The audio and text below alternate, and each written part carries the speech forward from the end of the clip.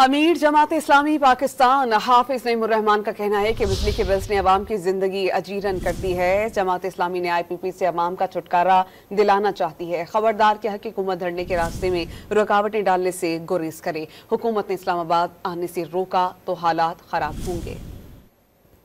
भी करना चाहते हैं कि इस धरने के रास्ते में रुकावट न डालें।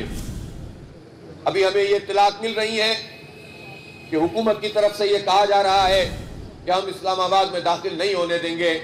ऐसी बातें अच्छी नहीं होती।